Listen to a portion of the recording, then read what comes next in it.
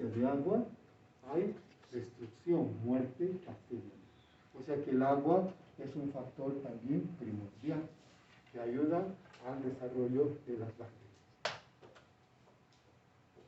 Entonces, debido a esos tres factores, los componentes, la composición química, los factores nutricionales, más estos factores ambientales, podemos determinar la actividad bacteriana, que se realiza a través de dos procesos.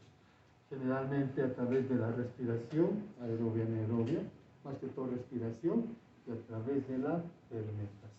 ¿Sí? Pues vamos a ver esos dos. ¿Qué será la fermentación? Cuando hablamos principalmente de la fermentación, vamos a decir, es la obtención de energía,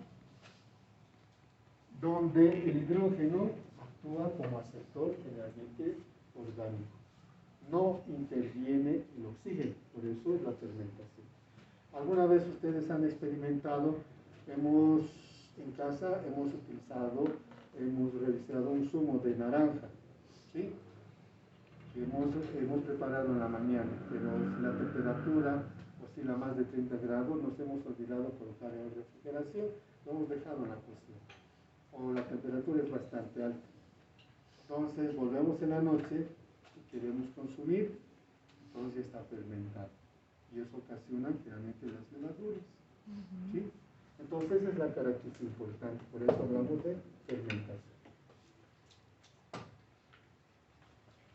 Tenemos la glucosa, materia prima, generalmente cuando interviene obviamente el hidrógeno, y generalmente que va a generar muchos componentes, por ejemplo, la fermentación acética, butírica, láctica, alcohólica.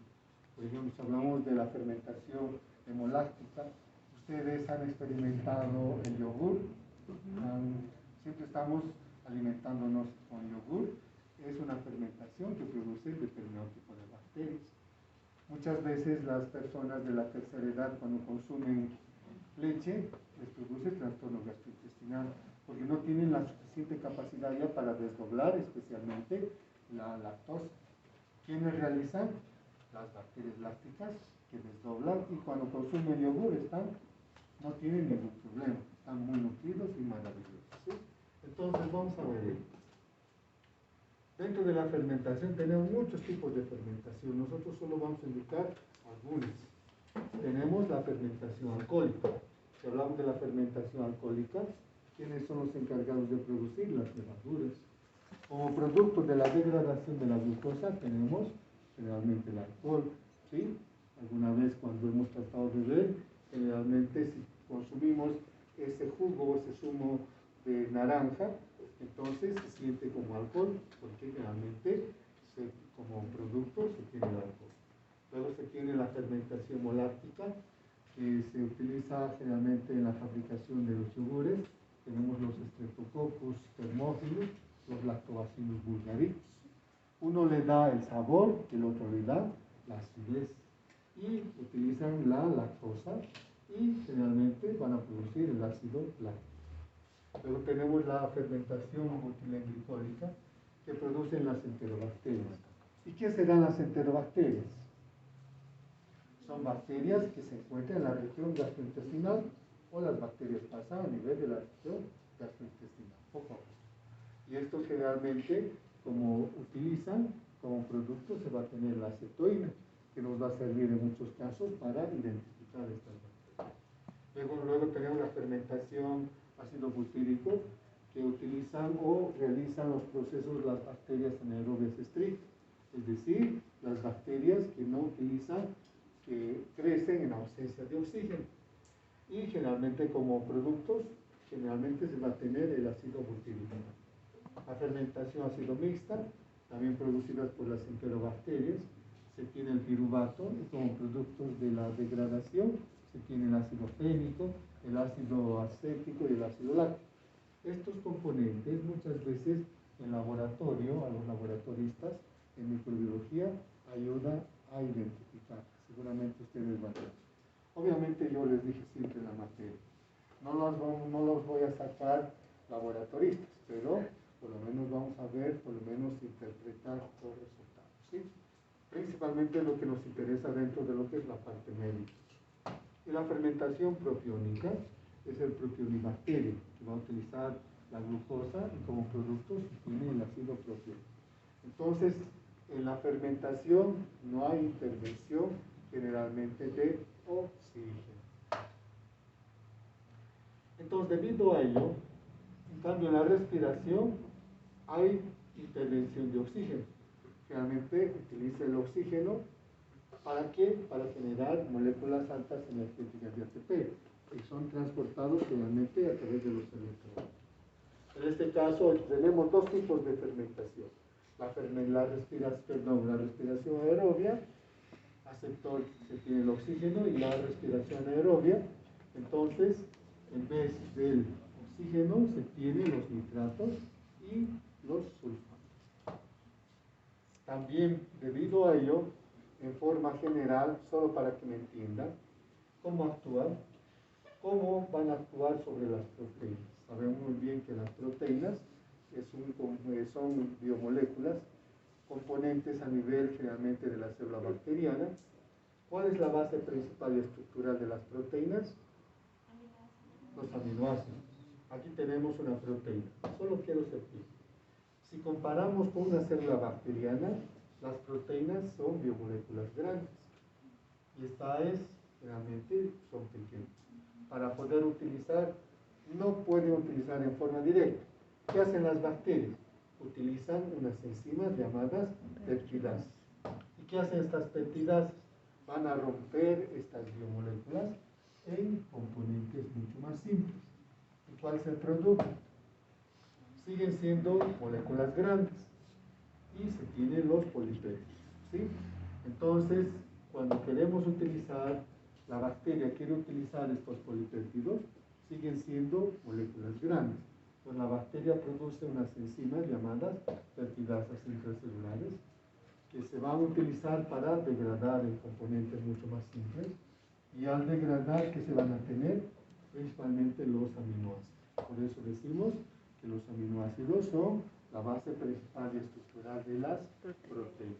Pues la bacteria ya va a poder utilizar generalmente el aminoácido. Entonces, para poder utilizar estos aminoácidos, aquí tengo, va a utilizar a través de dos procesos principales, a través de la descarboxilación y a través de la desaminación. ¿Qué sería la descarboxilación? Cuando la bacteria va a atacar a nivel del grupo descarboxilo, entonces va a tener como productos el grupo amino más dióxido de carbono, como ejemplo la arginina, la lisina y la ornitina. Y como productos de la desaminación va a actuar a nivel del grupo amino, se tiene el cetoácido, amoníaco y en este caso tendríamos la fenilalanina. Entonces, si yo les preguntara en un examen, como productos de la degradación de las proteínas que se tienen, los aminoácidos, ¿a través de qué procesos generalmente va a poder descomponer los aminoácidos a las bacterias? A través de la descarboxilación y a través de la desaminación. Por eso, hace un momento les había hablado a ustedes. Tenemos, en este caso, la cadaverina y la putrescina. ¿Qué son estos? Son componentes de la degradación. Ambos se llaman también con el nombre de tomaínas. Y estas tomaínas, que son generalmente componentes, por ejemplo, la putrescina, ¿dónde va a actuar? En material orgánico en putrefacción. Muchas veces al basurero vamos colocando toda materia orgánica que nosotros vamos utilizando para la cocina. Si lo dejamos por más de una semana, queremos abrir, el olor está complicado y las bacterias están realizando ese proceso. En cambio, la cadaverina, si hablamos por ejemplo de la cadaverina a nivel del cadáver, que empieza generalmente a descomponer. ¿Sí? Muy bien, continuamos, ya nos vamos. No se les duerman. Luego tenemos las toxinas. ¿Qué son las toxinas? Son productos intracelulares que producen las células bacterianas. ¿Cuál es el propósito? Principalmente diseminar. Produce dos tipos de toxinas, las endotoxinas y las isotoxinas. Por ejemplo, aquí tengo una célula bacteriana, pared celular, membrana citoplasmática, núcleo tribosoma. Entonces, esta exotoxina, cuando es elaborada por la célula bacteriana, es liberada afuera. Pero si ustedes se dan cuenta, no sufre ninguna alteración en la pared celular. ¿Y qué nos lleva a causar la exotoxina? Nos va a producir necrosis. Cuando ataca, obviamente, al hombre. Puede ser una herida y generalmente la bacteria continúa y la causante de producir las necrosis, destrucción de las células, serían las bacterias. Ahora produce otro tipo de toxinas, llamadas endotoxinas.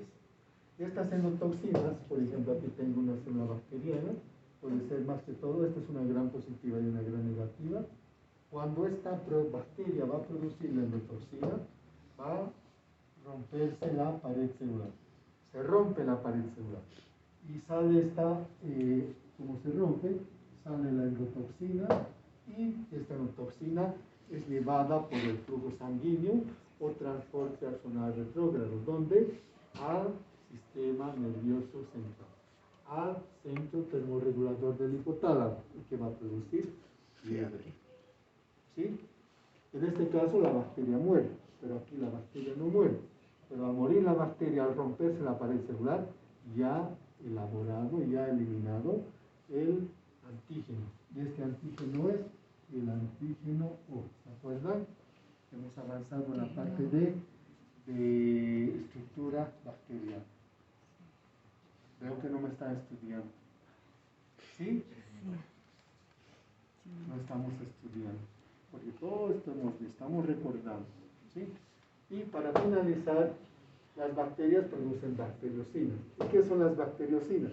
Son sustancias tipo bactericidas producidas por bacterias gram negativas contra cepas de la misma especie.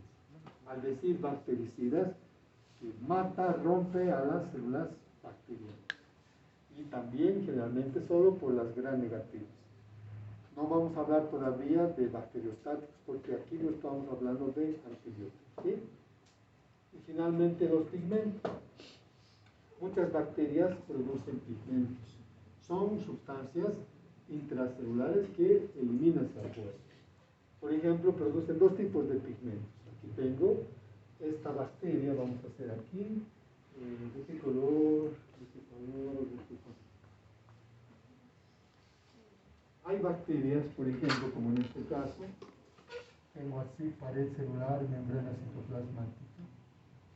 Cuando produce pigmentos, los pigmentos son eliminados hacia afuera. La bacteria se tiñe de un color, pero tiñe al medio. Se llama pancromófora. Cuando la bacteria, fíjense esto, lo que ustedes ven acá, son las colonias de bacteria. Se tiñe de color verde, pero al medio de cultivo también han tenido de color verde.